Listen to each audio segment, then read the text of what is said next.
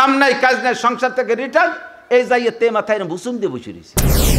হাঁটু দুহে উঁচু আছে, দুই হাঁটুর মাথায় দুটি টুপি দিলি ঠায় যেন তিনজন বসে রয়েছে। এই গ্যাস এই জায়গা যে বেশি মাইরিয়ে দেয় মাঝে মাঝে, দোকানদারও কেতলি মেতে ফেলাইতে। ইব্রাহিম খলিলুল্লাহ, বলেন ইব্রাহিম খলিলুল্লাহর মানে কি? আল্লাহর ক্লোজ ফ্রেন্ড, নিকটতম বন্ধু। এমনি তো বন্ধুর অভাব নাই। 8 বাজার দোস্ত কোন জায়গা যাইস, ওই দোস্ত আর একেবারে বিছানে শোয়া দোস্ত কি এক দরে বিক্রি হয়নি? তো আল্লাহ পাক রব্বুল আলামিন এই দোস্ত বোঝানোর জন্য আরবিতে অনেক শব্দ, সদিক, রফিক, হামিম, হাবিব, এই অনেক শব্দ আছে, তার ভিতরে খলিলও একটা। তো খলিল কইল কেন আপনাকে? তো ইব্রাহিম আলাইহিস সালাম জবাব দিচ্ছে, আমি 3 গুণে আল্লাহর খলিল হয়েছি। কয় গুণ? মনে থাকবে, কয় গুণ? 3 গুণে আল্লাহর খলিল হয়েছি। কি কি আব্বা বলেন? তাই 1 নম্বর গুণ হলো আমি কখনো মেহমান ছাড়া খানা খাই না। 3 গুণে আল্লাহর খলিল, কয় গুণ? 1 নম্বর গুণ হলো আমি মেহমান ছাড়া খানা খাই না। মানুষ মেহমান পাইলে ভালো, না হইলে বিড়াল কুত্তা নিয়েও তাদের প্লেটে করে খাবার দিয়ে তোরা আগে খা, তারপরে আমি খাই। এই যেদিন থেকে এই অভ্যাস শুরু করছে সেই দিন থেকে উনি মেহমান ছাড়া কোনোদিন খানা খায় না। সূরা জারিয়াতের মধ্যে আসছে, আল্লাহু আকবার। একবার উনি এই সিদ্ধান্তে যে মেহমান ছাড়া খানা খাবে না, আর মেহমান উনার বাড়ি আসবে কি আসবে না, মেহমান পাবে কি পাবে না, এটাও কুদরতি কলমে আগে লৌহে মাহফুজে লেখা আছে না নাই? সব কিছু তকদির আগে লেখা আছে না? তো পরপর 3 দিন উনার নামে কোনো মেহমান বরাদ্দ নাই। খেয়াল করেন, পরপর 3 দিন কোনো মেহমান বরাদ্দ নাই। তো এখন রান্না হয়, খায় না, রান্না হয় বসে থাকে, অক্ত চলে যায়, মেহমানও আসে না, খায়ও না, এমন করে 3 দিন চলে গেছে। তো 3 দিন না খাওয়ার পরে অত্যন্ত ক্লান্ত হয়ে গেছে, দুর্বল হয়ে গেছে, নিস্তেজ হয়ে গেছে। আর সে আজিমের মালিকের কুদরতি কলিজায় সাড়া দিছে। আল্লাহ পাক রব্বুল আলামিন জিবরিল আলাইহিস সালাম আর মিকাইল আলাইহিস সালামকে সাথে আরো 8 জন ফেরেশতা দিয়ে, মোট 10 জন অথবা 8 জন, মোট টোটাল 8 জন দিয়ে মেহমানের রূপ দিয়ে পাঠাইছে, যাও আমার ইব্রাহিমকে খানা খায় আসো। উনি তো মেহমান পাইলেই খাবে।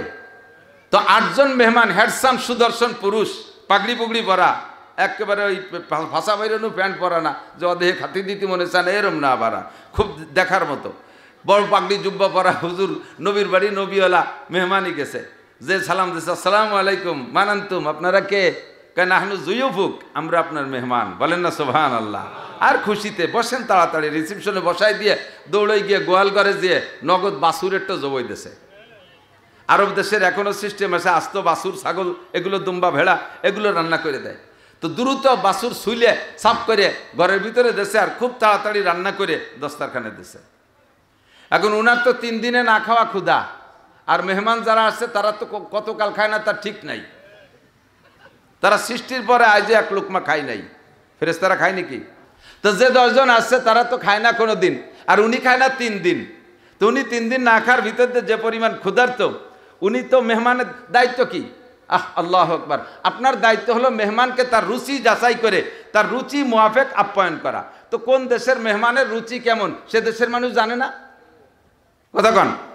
আমাকে দেশে এই আস্ত ছাগলেরটা বোনা করে দস্তারখানে দিলি, কে কি খাতি পারেন জানি না, ও দেখলি আমার মরা মরির মতো বমি আসে। সৌদি আরব গেলে বড় বড় সাহেবকে বাড়ি দাওয়াত পাই, এগুলো দেয়, তো আর সবাইরা খায়, আমি আর একদিক ফিরে বসে থাকি, মাঝে মাঝে একটু হাত দেই, না দিলি আবার কেমন হয়। কাজে ইব্রাহিম আলাইহিস সালাম যে দেশের মানুষ সে দেশে এইভাবে আপ্যায়ন করে, উনি সেইভাবে বাছুরেরটা বোনা করে সামনে দিয়ে বসায় দিয়েছে, খান। এবার তাদের সাইডে তারা বসছে, আর ওনার সাইডে উনি বৈশা, উনি তো খেয়েই নেবে, ওনার তো খিদা লাগছে। ওনার দায়িত্ব মেহমানদারি করা, মেহমানদারি করছে, মেহমান খাক না খাক মেহমানের ব্যাপার। তো মেহমানরা ওই গোস্তে হাত দেয়, মুখে হাত নেয়, কিন্তু ছেড়েও না, গালেও দেয় না, মুখেও দেয় না, আর উনি এক পাশে খেয়েই নিচ্ছে। তো ওনার পেপায় বাচ্চাদের রমক আধা পেট পরিমাণ খাওয়া হয়ে গেছে। এর মধ্যে থেকে ঘরের থেকে ওনার আহলিয়া, ওনার স্ত্রী হযরত সারা আলাইহিস সালাতু ওয়াস সালাম, উনি বলতেছে, ইয়া খলিলাল্লাহ ইন্নাকা তাকুলু ওয়া হুম লা ইয়াকুলুন আলা তারা, আপনি দেখেন না যে আপনি খেয়ে নিচ্ছেন, অথচ আপনার মেহমানরা খাচ্ছে না, এটা আপনি দেখেন না? মেহমানদের রুচি সম্মত হলো কিনা, কেন খায় না, এটা আপনি খোঁজ নেবেন না? ইব্রাহিম আলাইহিস সালাতু ওয়াস সালাম চোখ তুলে দেখেছে সত্যি মেহমানদের পাশ থেকে গোশত ছেড়েই নেই। তো ইব্রাহিম আলাইহিস সালাম আশ্চর্য হয়ে গেছে, ফামা বালুকুম লিমা লা তাকুলুন, কি হয়েছে আপনাদের, খান না কেন? এটা পছন্দ হচ্ছে না, লাইক হচ্ছে না আপনাদের, খান না কেন? তো দল নেতা জিবরিল আলাইহিস সালাম বলতেছেন, ইন্না লা নাকুলা ওয়ালা নাশরাবা, আমরা খাইও না পানও করি না। ফমানান্তুম, তাহলে আপনারা কোন জাতি যে খান না পান করেন না? কতদিন খান না? কোনোদিন খাই না। তা খান না কেন? নাহনু মালাইকাতুল্লাহ, যেরকম সুবহানাল্লাহ, আমরা আল্লাহর ফেরেশতাদের বৈশিষ্ট্য জিসমুন নূরানিয়ুন, নূরের একটা বডি, লা ইয়াকুলু ওয়া লা ইয়াশরাবু, খায়ও না পানও করে না, লাম ইয়ালিদ ওয়া লাম ইউলাদ, জন্ম নেয় না জন্ম দেয় না, লা ইয়াগুতু ওয়া লা ইয়াবুল, পেশাব পায়খানাও করে না, লা ইয়ানামু ওয়া লা ইয়াস্তায়কিজু, ঘুমও যায় না সজাগও হয় না, এমন একটা নূরানি বডি। আমরা সেই নূরানি ফেরেশতা বিধায় আমরা খাইও না পানও করি না। তাহলে কেন আসছেন এসে বসে আপনি দেন দিয়ে আমি মেহমান ছাড়া খাই না, আপনাকে দিন ব্যবস্থা হচ্ছি, আজকে কি কায়দা বায়দা আমরা খাওয়া দিলেন মেহমান ছাড়া? তো কাজে আল্লাহ পাক রব্বুল আলামিন আপনার এই সুন্নতটাকে অত্যন্ত ভালোবেসেছে, পছন্দ করেছেন যে আপনি মেহমান ছাড়া খান না। আপনার নামে আরও 2 দিন মেহমান বরাদ্দ নাই, আরও 2 দিন মেহমান আসবে না। তো ওই 2 দিনও না খেয়ে থাকলে আপনি আল্লাহর বন্ধু, আপনার কষ্ট হয়ে যাবে। এই জন্য আপনাকে খানা খাওয়ানোর জন্যে আল্লাহ পাক এই প্রসেস তৈরি করার জন্য আমাদেরকে অর্ডার দিয়েছেন। জলিলুল কদর নবী রসুল ইব্রাহিম আলাইহিস সালাতু ওয়াস সালাম, মুসলিম জাতির পিতা। আমার নবীর চাইতে বড় নবী পৃথিবীতে আসে নাই। ইব্রাহিম আলাইহিস সালামের চাইতে 100,000 গুণে দামি আমাদের নবী। কথা বলুন ঠিক ঠিক না? সেই আমাদের নবীও ইব্রাহিম আলাইহিস সালামের সুন্নত অনেকগুলো নিজের শরীয়তের মধ্যে রেখে গেছে, যে এটা মিল্লাত আবিকুম ইব্রাহিম, এটা তোমাদের জাতির পিতা ইব্রাহিম আলাইহিস সালাম। ওখান থেকে ইব্রাহিম আলাইহিস সালামের সুন্নত, যেমন বগলের পশম পরিষ্কার করা, তারপরে মোষ কাটা, দাড়ি রাখা, খতনা নেওয়া, তারপরে নখ কাটা ইত্যাদিটা, ঢিলা ব্যবহার করা, মেসক ব্যবহার করা, এরকম অনেক সুন্নত ইব্রাহিম আলাইহিস সালামের সুন্নত। সেগুলো সর্বোপরি ইব্রাহিম আলাইহিস সালামের কুরবানি আমাদের ভিতরে এখনো পর্যন্ত আছে, কিয়ামত পর্যন্ত চলতে থাকবে। এজন্য ইব্রাহিম আলাইহিস সালাম জাতির পিতা, এত বড় জলিলুল কদর নবী হইয়া মরার পরে কিয়ামত পর্যন্ত যদি সদকা জারিয়ার একটা লাইন খুলে রেখে যেতে পারে, তাহলে আমার আপনার দরকার আছে না নাই? ইব্রাহিম আলাইহিস সালামের 2 নম্বর সুন্নত মনে আছে নাকি, যে কারণে আল্লাহর খলিল হয়েছে? 2 নম্বর গুণ হলো কয় কি, আমি দিন ও দুনিয়া আমার সামনে একসাথে উপস্থিত। দিন ও হালাল দিন, মানে দুনিয়া হালাল দুনিয়া, আর দিন তো দিনই। দিন বোঝেন? দিন মানে রাত দিনের দিন না, ধর্মদিন, ধর্মের কাজ, দিনের কাজ, এটা তো অবশ্যই আল্লাহ মনোনীত। আর দুনিয়া তার সামনে একই সাথে উপস্থিত। দুনিয়া এবং বৈধ দুনিয়া হারাম না। এই বৈধ দুনিয়া ধরতে গেলে জাস্ট টাইমে দিনের ওই কাজটা ছুটে যায়। আপনি ওই 3 গুণ অর্জন করতে পারলে আল্লাহর খলিল হবেন নিশ্চিত। কয় যে খলিল, আমাকে গ্রামে কত খলিল আছে, আগে শোষে না, মুতে পারি না, নামাজ পড়ে না, খলিল। ওরম খলিল আমাকে দেশে আছে। একজনের নাম আতর আলী, গায়ে ফাটার গন্ধ। আতর আলী শুনে মনে হয় যেন ওর সারা গায়ে আতরের মতো জ্ঞান, কিন্তু বগল দিয়ে কুইয়ে গন্ধ, গালে গন্ধ আতর আলীর। ওই খলিল না, যে খলিল মানে আল্লাহর ক্লোজ ফ্রেন্ড, এই খলিল হবো। রাজি আছেন তো ইনশাআল্লাহ? তাহলে 1 নম্বর গুণ মেহমানদারি করা যাবে। 2 নম্বরে যেটা বলছি, দিন ও দুনিয়া একসাথে উপস্থিত। দিন ধরতে গেলে দুনিয়া থাকে না, দুনিয়া ধরতে গেলে দিন থাকে না। তা আপনি যদি আল্লাহর হন, আল্লাহ আপনার হয়। আপনি আপনার হয়ে যে কাজটা যত সুন্দর করতে পারবেন, আপনার কাজ আমার কাজ যদি আল্লাহ করে, তার সে সুন্দর হবে না? ইব্রাহিম আলাইহিস সালাম কয় এমন করে 2টা, দিনও আসছে দুনিয়া আসছে। দিন ধরতে গেলে দুনিয়া ছুটে যায়, আর দুনিয়া ধরতে গেলে দিন ছুটে যায়। এই মুহূর্তে আমি দিনকে প্রাধান্য দিয়েছি, এর কারণে আল্লাহ পাক আমাকে খলিল হিসেবে গ্রহণ করেছেন। মিস্টার নমরুদ আগুন জ্বালাইছে ইব্রাহিম আলাইহিস সালাম ফেলানোর জন্য, কিসা জানা আছে না? ইব্রাহিমকে প্রস্তাব দিয়েছে, ইব্রাহিম তুমি এখনো বলো, তুমি একটা সুযোগ নাও, তুমি দরকারে 1 মাস সুযোগ নাও, নইলে 1 বছর সুযোগ নাও, যে আমারে সুযোগ দেন, আমি 1 বছর ভাবিয়ে দেখি নমরুদ আপনারে আল্লাহ বলবো, আপনারে খুদা বলবো না আমার আল্লাহরে খুদা বলবো, এই বলে আমারে ভাবার জন্য 1 বছর সুযোগ দেন। তাহলে নমরুদ ইব্রাহিমকে ছেড়ে দিতেন, ইব্রাহিম আলাইহিস সালামকে ছেড়ে দিত। কিন্তু ইব্রাহিম আলাইহিস সালাম কি ছিড়া, আবার কাল বিলম্ব কি, এখানে কি আছে? এই আগুনই ফেলাবে আর পুড়িয়ে যাবো, পুড়িয়ে মরার পরেই তো আমি জান্নাতে চলে যাবো। কন্যা সুবহানাল্লাহ। আমি আগুনে পুড়ে মরার পরেই তো জান্নাতে চলে যাব। কাজে আমার এই আগুনে ভয় পেয়ে দেরি করার কি দরকার? ইব্রাহিম আলাইহিস সালাম বললেন, হে নমরুদ, তোর ভিতরে খুদা হওয়ার কোনো যোগ্যতা নাই, তুই কিসের খুদা? তোর ভিতরে কি যোগ্যতা আছে? নমরুদ কয়, তোমার খুদা কি পারে আমি তাই পারি। কদি আবাল রে কি করতে যায়? কয় তোমার খুদা যা পারে আমিও তাই পারি। ইব্রাহিম আলাইহিস সালাম কয় যে আমার খুদা ইউহয়ি ওয়া ইউমীত, মারতেও পারে বাঁচাতেও পারে। নমরুদ কয় ওয়ানা ওহি ওয়া উমিদ, ও যোগ্যতা তো আমার আছে, আমিও মারতেও পারি বাঁচাতেও পারি। ইব্রাহিম আলাইহিস সালাম কথা তুই মারি বাঁচা দেহা দি। জেলখানাতে 2টা আসামি ডাকে এনে, একটার নামে ফাঁসির অর্ডার হয়েছিল, সেটা তো মরবে। যেটা ফাঁসির অর্ডার হয়েছে সে মরবে না, তার তো মারি ফেলতে হবে। আর যেটা বেকসুর খালাস হবে সেটা তো নিরপরাধী খালাস হয়ে গেল। তো যেটা খালাস হয়ে যাবে ওই ডেরে ধরে জবাই দিছে, আর যেটার নামে ফাঁসির অর্ডার ছিল ওই ডেরে ছাড়িয়ে দিছে। দেখ এই যে মারলাম আর বাঁচালাম। ইব্রাহিম আলাইহিস সালামকে, আল্লাহ তুমি এত বড় ধামড়ারে এত বড় দেশের মালিক বানাইছো যে মারা বাসা বোঝে না। এ কি আবালের আবাল, এ মরা বাসা বোঝে না। মরা বাসা কে না বোঝে? মরারে বাঁচাইতে পারে, বাসারে মারতে পারে। এর মানে কি? যেটা মারা গেছে সেটা জীবিত করতে পারে, ঠিক না? আর বেঁচে যে আছে তারা মেরে দিতে পারে, কিন্তু সে জায়গা সে কি এও বোঝে না। তো ইব্রাহিম আলাইহিস সালাম কয় যে এরে এভাবে হবে না, কুকুর যেমন মুগুর সেরম লাগবে। ইন্নাল্লাহা ইয়াতি বিশ-শামসি মিনাল মাশরিক ফাতি বিহা মিনাল মাগরিব। আমার আল্লাহ জীবন ভরে সূর্যটারে পূব দিক থেকে উঠাইয়া পশ্চিম দিক ডুবোয়, তুই পারলি উল্টো দিক থেকে আন। তুই যেহেতু ক্ষুদা হিসেবে একটা পাওয়ার আছে, আমার আল্লাহ ক্ষুদা বিদায় এই দিক দিয়ে উঠো জীবন ভরে, তুই পশ্চিম দিক দিয়ে উঠো। এত বড় মানে নির্বোধ, এত বড় বোকা, ও তো কলিকতিবাত যে পূব দিক দিয়ে তো আমি উঠোই, তোমার আল্লাহ ফেসতে উঠো, সে বুদ্ধিও নাই। এ কলিয়ে তো হয়ে যেত, প্রার্থনা করছি আমি পূর্ব দিক থেকে যে সূর্য ওঠে এটা আমি উঠোই, তোমার আল্লাহ পারলে এই দিক দিয়ে আনুক, এ বললেও হতো। আর এ যদি বলতো নমরুদ, আর ইব্রাহিম আলাইহিস সালাম যদি আল্লাহকে বলতেন, তা আমার আল্লাহ পশ্চিম দিকে সূর্যকে ফেরত দিতে পারতেন কি পারতেন না? কিন্তু সে বোধ হয় নাই। ফাবুহিতাল্লাযী কাফার, আবার কোরআন শরীফের শব্দ কি? ফাবুহিতাল্লাযী কাফার, লাজবাব হয়ে গেছে, নির্বাক হয়ে গেছে নমরুদ, কার হয় না। এত বড় বোকা, সে প্রস্তাব দিয়েছে ইব্রাহিম তুমি শুধু আমাকে খোদা বলে বলো, অথবা তুমি টাইম নাও, ওয়েটিং নাও, দেরি কর, আমার সুযোগ দেন। ইব্রাহিম আলাইহিস সালামকে কোনো সুযোগের দরকার নেই। আমি পড়েছি আমানতু বিল্লাহি রাব্বিল আলামিন, আমি রব্বুল আলামিনের পর বিশ্বাস রাখি। তুই কেডা? তোর কি পাওয়ার আছে? কি পারিস তুই? খালি সুযোগ নে, তোর সময় মতো দোলাই দেওয়া হবে। তো দোস্ত, এই মুহূর্তে ইব্রাহিম জানে না যে আগুন ফুলবাগান হবে, ইব্রাহিম জানে না যে আগুন তার জন্য শান্তিদায়ক হবে। ইব্রাহিম তখনও জানে যে আগুনের যে স্বভাব, আমার বেলাইলে পুড়িয়ে আমি সাইবস্য হয়ে যাব, এ বুঝতেছেন। কিন্তু তাহলে কি আসছেন একসাথে বলেন? দিন ও দুনিয়া একসাথে এসে গেছে না? একদিকে আল্লাহর প্রতি বিশ্বাস, আর একদিকে যান বাঁচানোর জন্য দুনিয়ার আগুনি থেকে বাঁচার পথ অবলম্বন করা। এই দুইটা যখন এক জায়গায় আসছে, ইব্রাহিম আলাইহিস সালাম কয় আমি আগুনই পুড়ে যাব, তবু আমি আমার আল্লাহর সাথে কেউ শরীক করতে পারবো। ক্ষমতার উৎসকে ইব্রাহিম আলাইহিস সালাম কয় তুই কোন জায়গার পাইছিও যে তোরে আমার আল্লাহ ক্ষতি হবে? নমরুদ যে কয় দে ওটারে পুড়াই দে। পুড়াই দেবে বলে সড়কের মাথায় বাঁধছে, সড়কের গোড়া জিব্রাইল চিবিয়ে ধরে উঠেছে। জিব্রাইল যদি সড়কের গোড়া ধরে বসে, তাহলে নমরুদের 14 গোষ্ঠী শহরটাই নিয়ে সোজা আসতে পারবে? নমরুদের সেনাবাহিনী ছিল তৎকালীন 70 লক্ষ। সারা পৃথিবীর রাজা তো 70 লক্ষ সেনাবাহিনী। এই 70 লক্ষ সেনাবাহিনীর কাজে লাগাইছে, জনগণ লাগাই দিচ্ছে। সে সড়কটা নিয়ে জিব্রাইলের হাতে ছুটোতে পারে না। এর মধ্যে ছুটো দিতে হবেই, কাজ তো করতেই হবে। বুদ্ধি একজনের দিতে হবে না? উপদেষ্টা একজন হয়েছে, প্রধান উপদেষ্টা। আমাকে ডক্টর ইউনূস সাহেব না, প্রধান উপদেষ্টা মিস্টার ইবলিস। কেডা?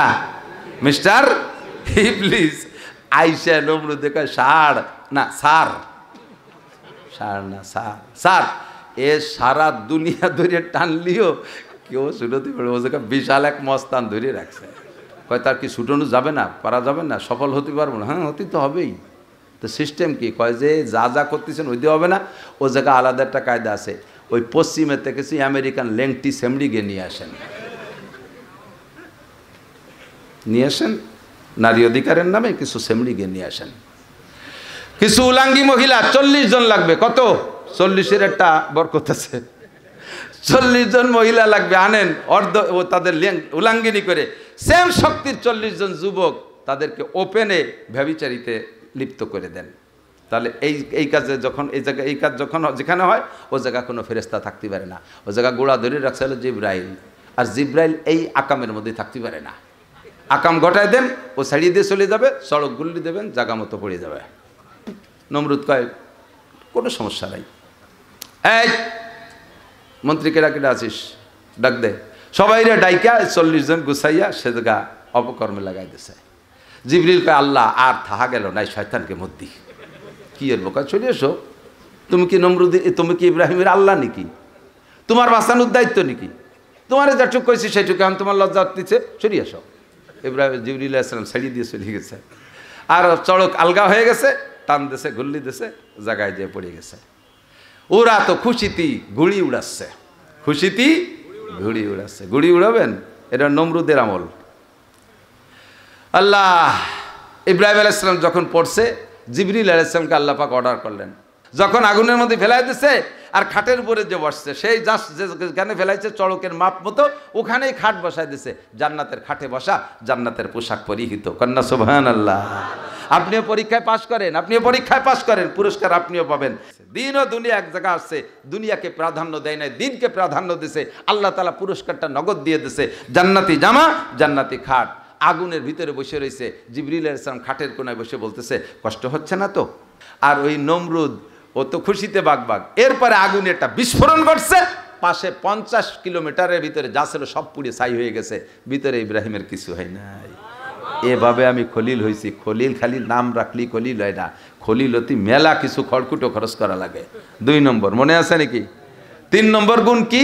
3 নম্বরটা হলো আমি এই জায়গা থেকে এই জায়গা সরিয়ে বসি না যদি ওই জায়গা কোনো বৈধ লাভ না থাকে। আমি যেখানে বসা আছি এখান থেকে এই জায়গা বসবো, এখান থেকে ওই জায়গা সরিয়ে বসতে গেলে আমার বৈধ কোনো লাভ না থাকলে আমি হিন্তনে সরিয়ে বসি না। ওই আখেরাতের লাভ নয় দুনিয়ার কোনো বৈধ লাভ হবে। অর্থাৎ এক কথা আমি সময়কে অপচয় করি না, আমি সময়ের অপচয় করি না। আমি ঘন্টার পর ঘন্টা চায়ের দোকানে বসে বসে টেলিভিশনের দিক বুতুম পেশার মতো তাকায় বসে থাকি না, তাই না? বুড়ো বুড়ো মানুষ, কাম নাই কাজ নাই, সংসার থেকে রিটার্ন, এই যাইয়ে তে মাথায় বুসুম দিয়ে বসে রয়েছে, হাঁটু দুহে উঁচু আছে, 2 হাঁটুর মাথায় 2টি টুপি দিলি ঠায় যেন 3 জন বসে রয়েছে।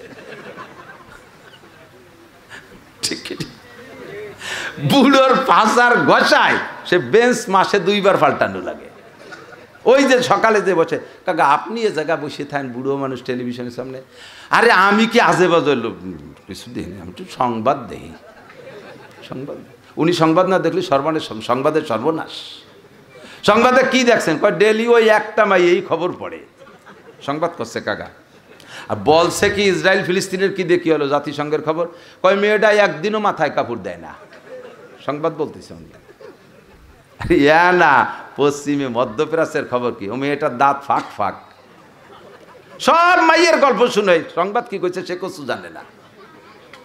আর কয় আতাল কুড়িয়ে বুড়ো আছে, আতাল কুড়িয়ে বোঝেন তো, সংসারে বুড়োগুলো আতাল কুড়িয়ে কোনো কাম নাই কাজ নাই, সংসার থেকে রিটায়ার্ড যাইয়ে ওই জায়গা বসে আতাল কুড়িয়ে বসে বসে হাসিনে, খালেদা, ইরশাদ, জিয়া, তারপরে ইউনুস মিনুস যারা আছে সবাইরে বুদ্ধি দেয়। ইউনুসির কোনো বুদ্ধি নেই, ওটা আয় দাবাল, তার বুদ্ধি নাই। তারে আল্লাহ বাংলাদেশের প্রধান উপদেষ্টা বানাইছে, উনি বুদ্ধি ঠিলে এই জায়গা বসে তেমাতা বসে রয়েছে, গোষ্ঠী গোষ্ঠী লুঙ্গি ভাষাইতে খুলি যাচ্ছে, এক পাশে ল্যাংটা বাড়াই যাচ্ছে, তাও বোধ পায় না, বুদ্ধি ঠিলিয়া আছে না নাই কথা কর না। এই জায়গা বসে বসে সময় নষ্ট করেন। আচ্ছা আজান দিলি চাচা মসজিদে আজান দিচ্ছে চলেন, পেট খারাপ, গ্যাস হইছে, এই গ্যাস এই জায়গা যে বেশি মাইরিয়ে দেয় মাঝে মাঝে, দোকানদারও কেতলি মেতলি ফেলাইতে দৌড়ানো লাগে, এইসা গ্যাসের গ্যাস আছে না এরকম কথা কর না। আগে আজান দিলে কয় তোরা থাক আমি মসজিদের থেকে আসি, আর এখন আজান দিলি মসজিদের দ্বারাতে চলে যা, কয় তোরা থাক আমি বাড়িতে আসি। এই যে সময় অপচয় করেন চার দোকানে বসে, জবাব দেওয়া লাগবে কি লাগবে না?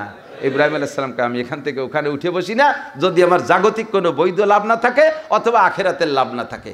ফাসাহু ওয়াইজা কিলা লাকুম তাফাসসাহু ফিল মাজালিস, যদি বলা হয় জায়গা ছেড়ে দিয়ে একটু আসো, বলবো আমার এই জায়গা ছেড়ে দিয়ে, ভালো জায়গা ছেড়ে দিয়ে সামনে গেলে আমার কি লাভ বলেন, আমি এই জায়গাতে ওই জায়গা সরিয়ে বসবো না যদি লাভ না পাই। আল্লাহ পাক বলে দিয়েছেন, বলি দেন এ যত আপনার রাত বানায় বলা লাগতেছে না, বাপের বাড়িতে 2 বিঘা জমিও দেওয়া লাগতেছে না, এই ব্যবস্থা আমার কাছে আছে। কি কয় وَإِذَا قِيلَ لَكُمْ تَفَسَّحُوا فِي الْمَجَالِسِ فَافْسَحُوا يَفْسَحِ اللَّهُ لَكُمْ।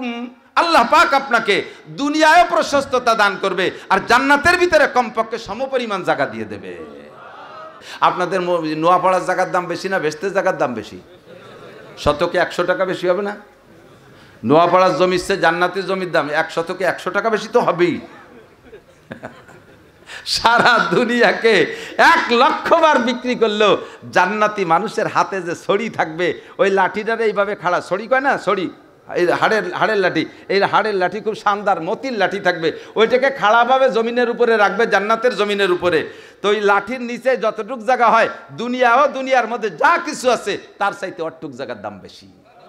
কাজেই যদি একটু সরিয়ে বসার কারণে একটুক জায়গা আমার বেস্তের মধ্যে দেয়, আমার জায়গা তার অরিফতও বসবাস করবে না, যে আমার জায়গা যেখানে আমি থাকবো সেই জায়গা, আল্লাহ আমার নামে বেস্তের মধ্যে জমি দলিল হয়েছে, আমি ওই জায়গা থাকবো, দুজকে থাকতে পারবো না, আল্লাহর সাথে একটা ঝগড়া হওয়া দায় নেওয়া যেতে পারে মোটামুটি নিয়ে। কাজেই এখানে সরিয়ে নড়ে বসার মধ্যে লাভ আছে। কন্যা সুবহানাল্লাহ।